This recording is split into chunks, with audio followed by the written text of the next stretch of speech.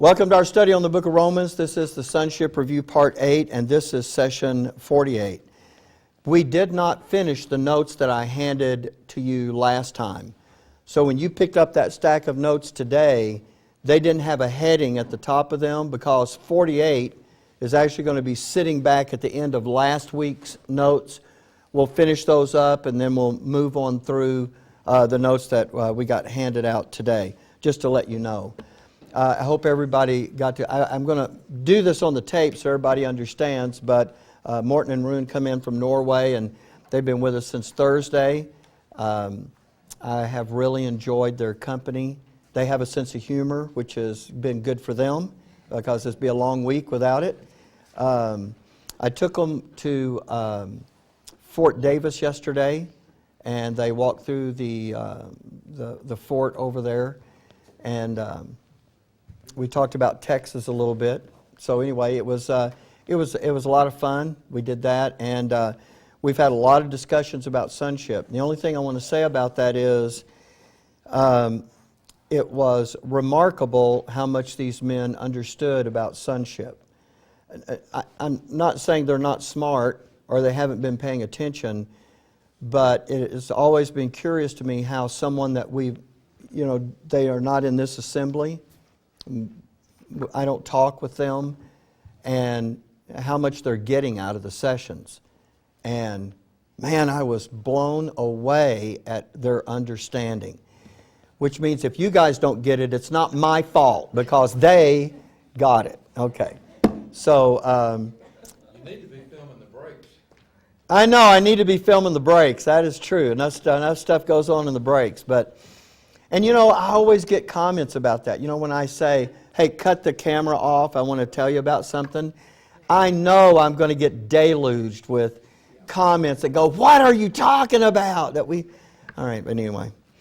Okay, so I want to, because we're getting close to getting back to the education, over the next weeks as we finish up here in the dispensational change, Romans 9, 10, and 11, and we're really close now to getting into 11 and starting that. I want to start saying some things to you to get you thinking about something. When we went back and started this review, we wanted to make sure that all of the doctrine that needed to take place with us, we had it, and we were going to be ready to get back into that. Well, it turned out to be more than a review, didn't it? It turned out that we learned a lot of things that we didn't learn the first time through. And because I recognize that, I know that right now you may be thinking, wow, I kind of feel a whole lot like the way we did the first time we came through. I've got a lot of information, and how am I going to round all that up and make sure I've got it? So here's what we're going to do. When we finish Romans 11 in a very concise form. In fact, I'm going to print it up and I'm going to hand it out, and then we're just going to go through it, and not because I don't think you can read it on your own, but because I just want you to make sure how all of this is connected. I'm going to point out the salient issues, the major issues that you need to make sure that you have working in you. It'll be like your own checklist, and you'll be able to take that and go, all right, do I have this down? Do I have this down? Do I have this down? If you have a question about any of that, then the next week would be the time to go, hey, we were looking at that, got a question about this one or that one. That way we can explain it, and we can get all of that down, and then we'll feel confident that we can get back into the education and have all the preliminary things in place. Everybody understand what I'm talking about with that? So don't be afraid the fact that we've spent a lot more sessions here in the dispensational change than we did the first time. I am going to wrap all of that up into a very concise form. And that way you'll have real confidence that all the doctrinal armor that needs to be in place is there. Also now, here at the start, instead of jumping right into the verse, I want to say something, as I'm going to do now from time to time as we get closer and closer to getting back to Romans 12, that will start you thinking about this in the right way. But I'm going to do this in a little bit of an unusual way today, because if it's unusual, you're more likely to recall it. So that when we get back over there, I'm hoping some things will be taking place for us naturally. So I'm going to begin the study today by talking to you about the hippocampus. When you were in high school, Ruby gave me that look like we.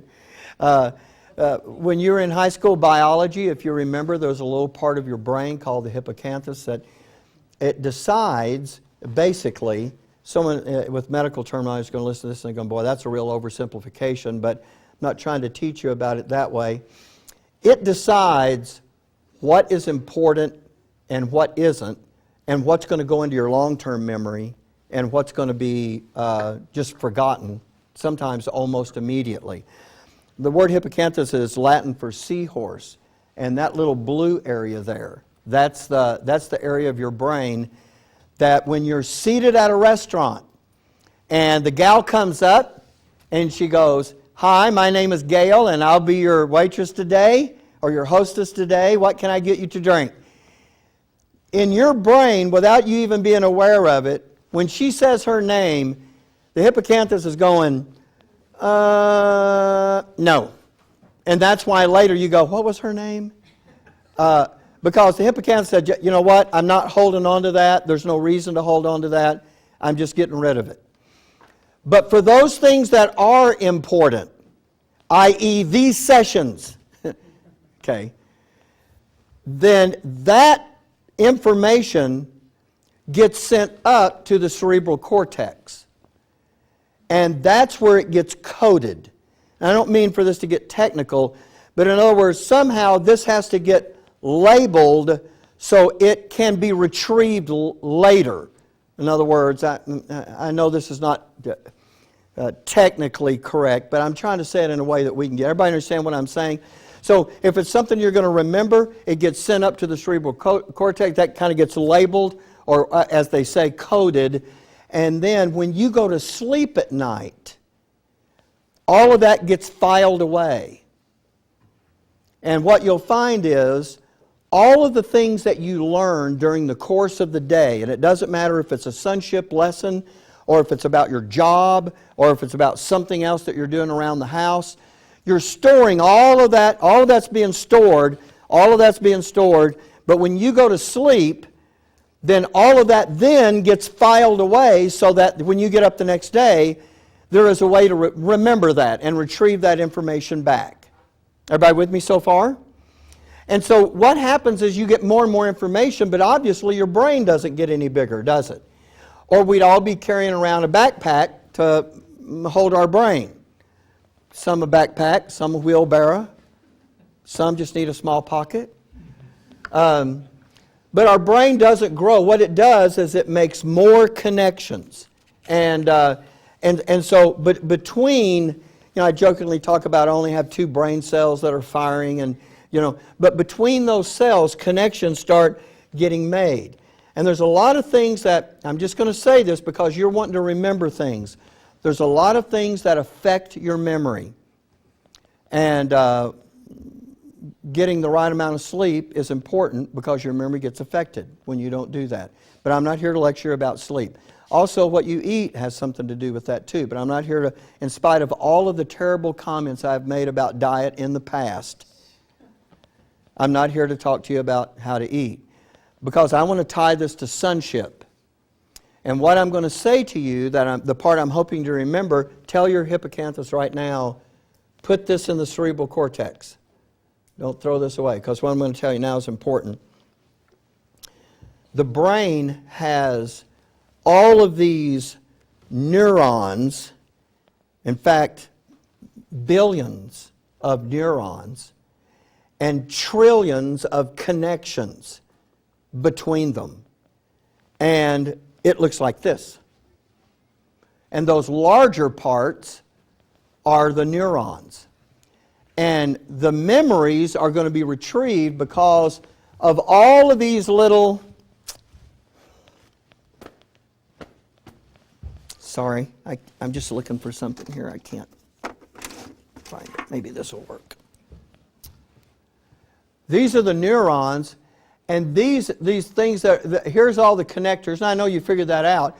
But what I want you to notice about these is that some of these are very thin, and some of these are very thick.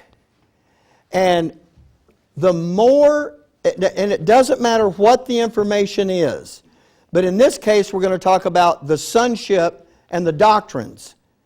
And so the more that you think about it, what you hear, the more you think about it, the more discussions you have about it, the more you talk to your Heavenly Father about it, the more you go back to the Word of God and you read about it, the more you go over those notes, the more you engage yourself in any way with that, it is strengthening and enlarging those connections, and you are much more likely now to have those in your mind and putting those in the front of your mind, so to speak. And so I'm giving you one more to just show you that some of these, some of these get pretty large, and others of these, back here, they're pretty small.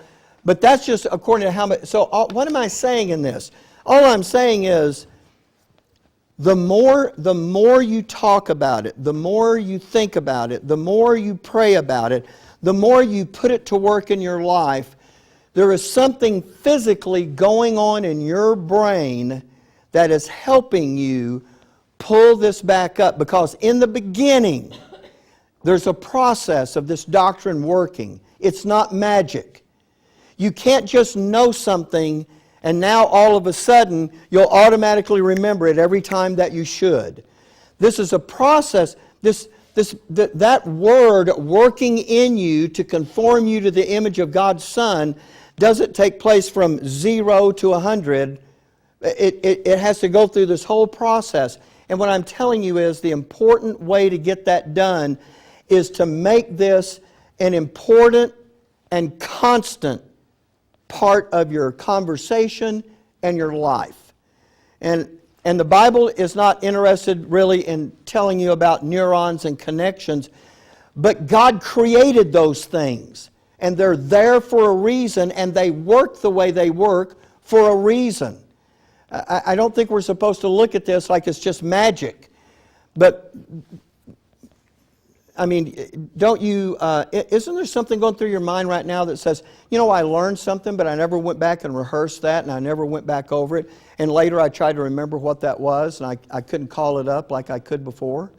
That's the issue I'm talking about. So if we're going to get back into the education, and we're going to be serious about it, and this is really going to work in us, and we're really going to be successful, then you're going to have to start thinking and conversing and praying and acting with this thing in mind. And the more you do it, the stronger those things get in your head. That's all that was.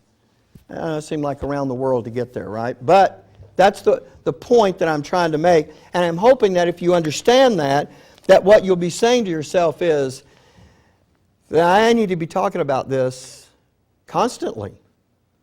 I need to have those kinds of discussions. But do you know how difficult that is? If you live in Norway, it is more difficult because there's not a whole group of people around to be able to do that with. So here's Morton living over there in Oslo, and there is no Sonship church over there that you know of, right?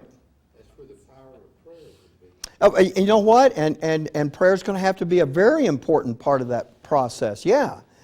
Because there's no church there. Here, we get to kind of take it for granted, don't we? We talk about these things to each other, kind of like that's just what we know to do.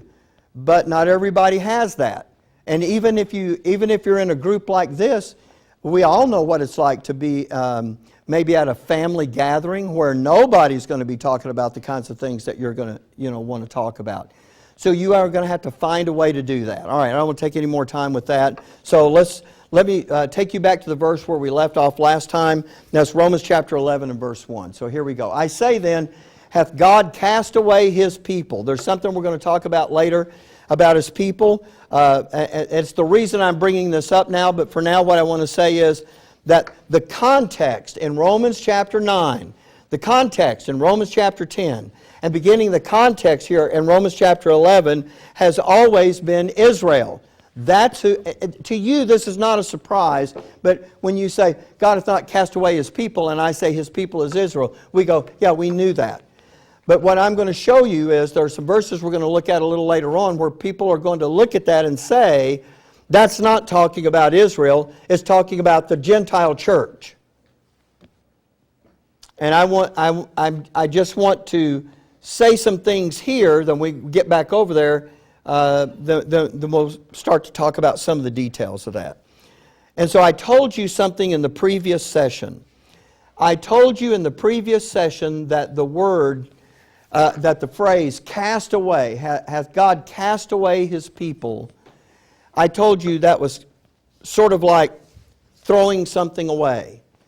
But I want to be more specific now, because I'm going to take you over to the Oxford English Dictionary, and I want you to see, sorry, not the Oxford English Dictionary, the Crabbe synonyms, and I want you to see that there is a precision in the language here that is very important to understand. And so here it is. Crabbe synonym says, to cast means, cast conveys simply the idea of laying aside or putting something from oneself. Throw and hurl indicate a mode of action. What is not wanted is cast off. What is worthless or hurtful is thrown away. Cast is an indifferent action. Throw always indicates a dislike or contempt. Cast requires no particular effort. It amounts in general to no more than to let fall or let go. So to cast is to set aside. Now we don't use words with that kind of precision in our everyday language. Because when we see, hath God cast away His people, you do instantly get this idea of God kind of throwing them away.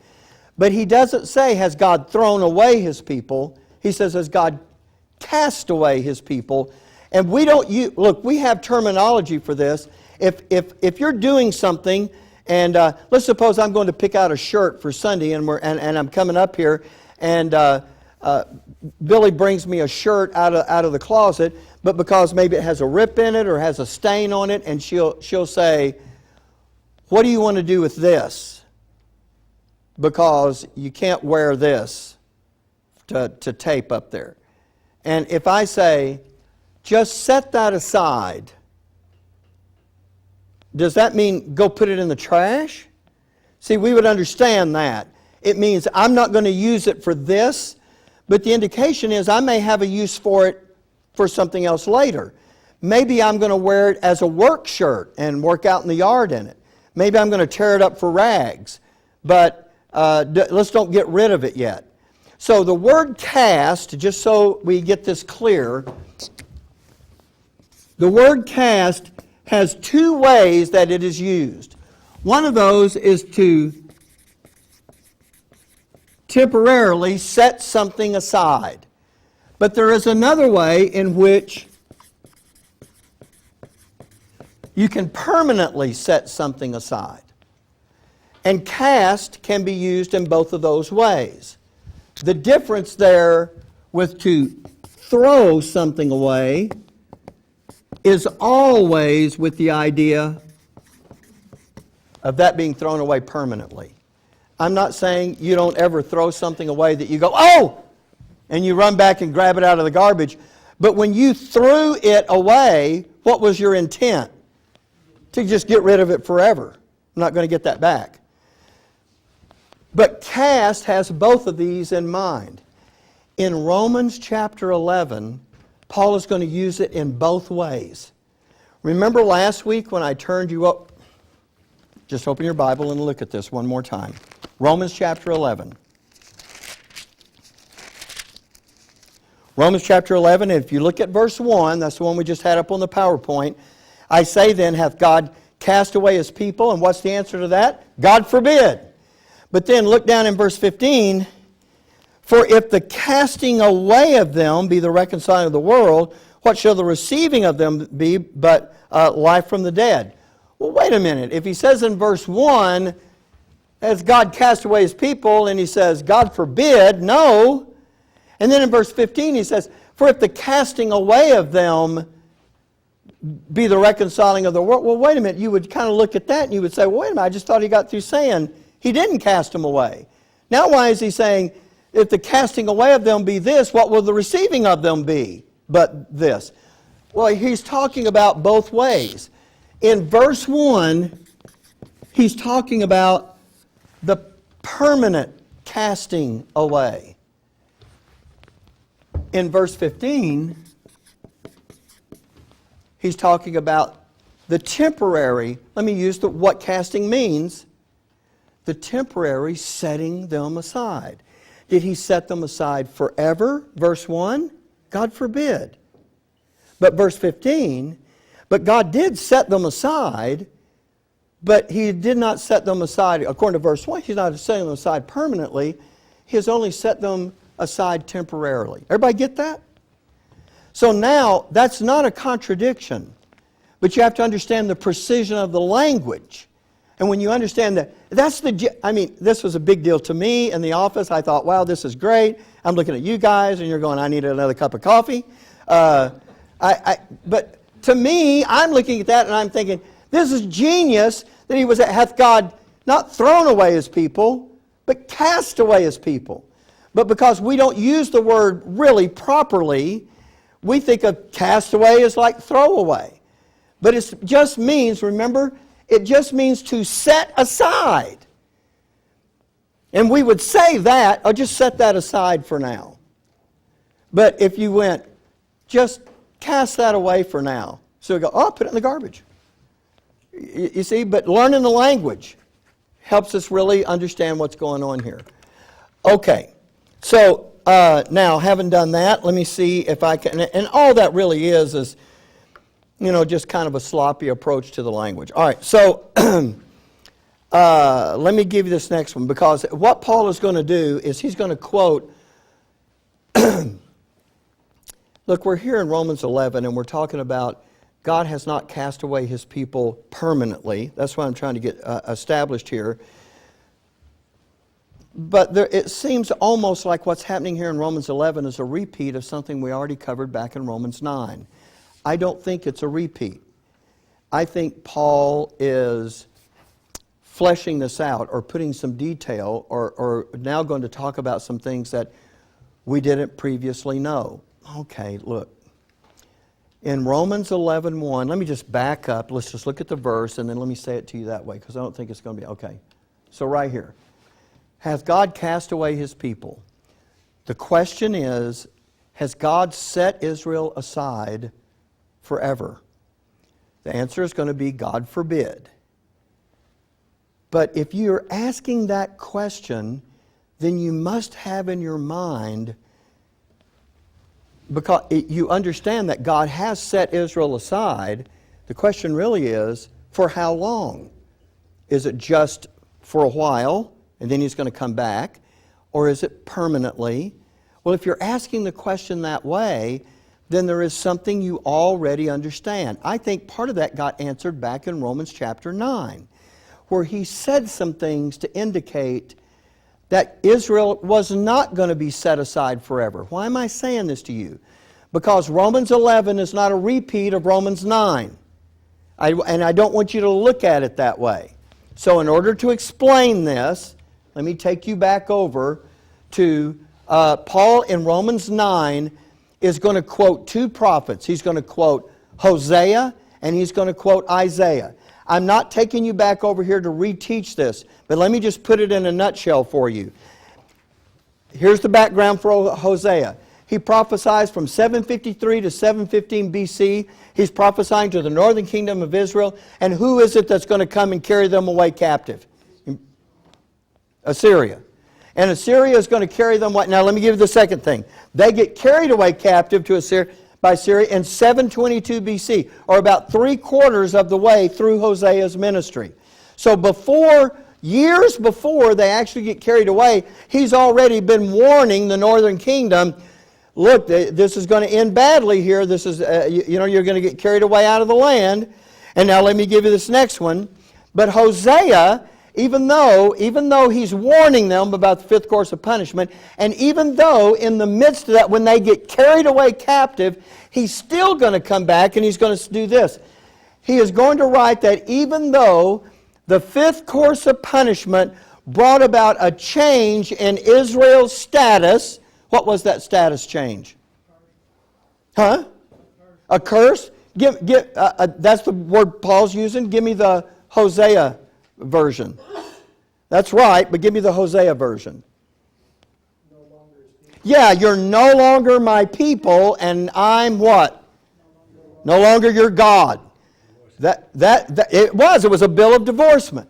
And so Hosea wrote that even though the fifth course of punishment brought about a change in Israel's status, it was always, in spite of them, they're going to go through the entirety of the fifth course of punishment, even back in Hosea's day, who was talking to them before they ever were carried away captive. He's telling them even back then, and even though you go under this fifth course of punishment and you're going to go all the way through, it is God's intention to restore you in the end. Now that was because this was a serious thing. The fifth course of punishment wasn't just one more punishment. There was a big change in Israel's status. And when God was saying, you're my people, and then he says, you're no longer my people, that would cause someone to wonder, is God done with us forever? So Hosea is going to come along and kind of solve that question by saying, hey, even though, and I am going to show you these verses, I'm just kind of laying all this out because we're trying to get through it, but he's saying that even though the fifth course of punishment is going to happen, it's not going to keep God from doing with you what he wants to do. And so he's declaring that because of the fifth course of punishment. When you come to Romans 9, and they're asking, and Paul is saying, God has now turned to the Gentiles. And so, remember over there, the objections by the little flock were, well, remember one of them was, well, how long is he going to do this with Gentiles? And the next question was, is he ever going to come back and work with us? Or is he done with us? And what does Paul do? He quotes Hosea. Why? They're not under the fifth course of punishment when Paul's telling them about a dispensational change. Why is he quoting Hosea? Anybody got an idea?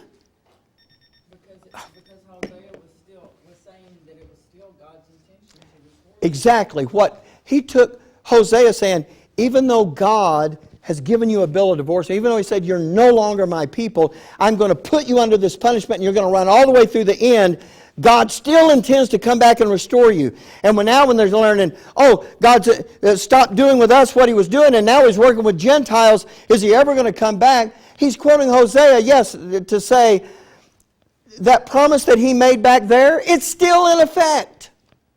He still intends to come back. Rune? Yeah, he is known as the prophet of law. I'm sorry? He's known as the prophet of law. Yeah? Because, he went through some terrible... He did. He went through some terrible things. That's right. And God is showing, you know what? And so Paul's going to quote him to say, that thing that was said to you back there has not been nullified now by the dispensation of grace. Hold it. Now, okay, everybody with me so far? All right, this went off. Hold it. Mark, reset us, and we'll go into this next